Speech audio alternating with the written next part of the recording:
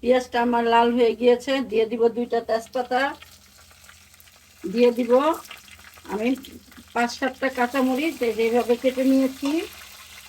তারপরে দিয়ে দিব আমি পেঁয়াজ আর টমেটো পেস্ট। এখন এইখানে আমার আছে নারিকেল, কিশমিশ আর বাদাম মেশানো, এটা দিয়ে দিব। এটা দিয়ে দিব আমি এখানে আমার 700 গ্রামের মতো হাঁসের মাংস আছে, আমি লবণ দিয়ে রেখেছিলাম, আর একটু অল্প একটু লেবু।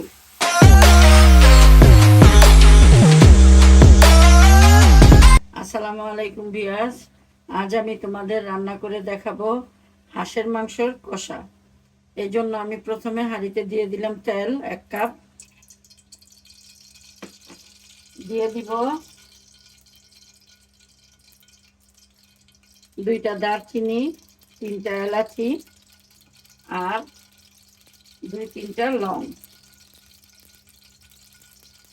তারপরে দিয়ে দিব আমি এই একটু ফ্লেভারটা, যাতে এটার ফ্লেভারটা বের হয়, একটু ফ্লেভারটা বের হলে দিয়ে দিব আমি পেঁয়াজ। এখানে বড় সাইজের 2টা পেঁয়াজ আছে। এখন আমি পেঁয়াজটা একদম বাদামি কালার করে নিব। পেঁয়াজটা আমার লাল হয়ে গিয়েছে, দিয়ে দিব 2টা তেজপাতা, দিয়ে দিব আমি 5-7টা কাঁচামরিচ এইভাবে কেটে নিয়েছি।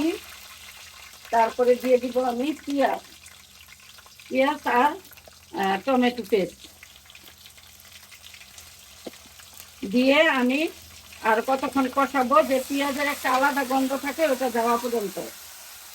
পেঁয়াজটা আমার ভালো মতো কষানো হয়ে গিয়েছে। এখন আমি আদা রসুন দিয়ে দিব এই 1 চামচ আর 1/2 চামচ, এই 1.5 চামচ দিয়ে দিলাম আদা রসুনের বাটা।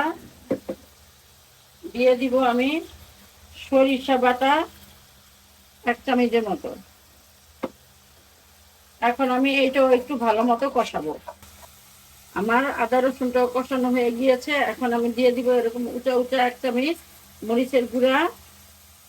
হাঁসের মাংসে একটু মশলা বেশি দিতে হয়। আর দিয়ে দিব এই যে আমি ধনিয়ার গুঁড়া, এখানে 1 চামচ না। আর দিয়ে দিব হলুদের গুঁড়া, এই যে 1/2 চামচও না, এরকম দিয়ে এটাকে আমি কষাবো।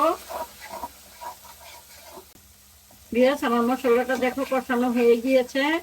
এখন এইখানে আমার আছে নারিকেল, কিশমিশ আর বাদাম মেশানো, এটা দিয়ে দিব। এটা দিয়ে দিব আমি এখানে আমার 700 গ্রামের মতো হাঁসের মাংস আছে, আমি লবণ দিয়ে রেখেছিলাম, আর একটু অল্প একটু লেবু। এখন আমি এটা একদম ভালো মতো কষানো করব। দেখো আমার মাংসটা এত সুন্দর কষানো হয়েছে, উপরে তেল বেশি উঠেছে। এখন আমি পানি দিয়ে দিব, একদম আমি মাংসতে ফুটানো পানি দিব। যে কোনো মাংসেই ফুটানো পানি দিলে মাংসের স্বাদটা দ্বিগুণ বেড়ে যায়। আমি একদম কড়াইটা ভরেই পানি দিব, কারণ হাঁসের মাংস সিদ্ধ হতে সময় লাগে। দিয়ে ঢাকা দিয়ে রাখবো একদম সিদ্ধ হওয়া পর্যন্ত। আমার মাংসটা প্রায় হয়ে গিয়েছে।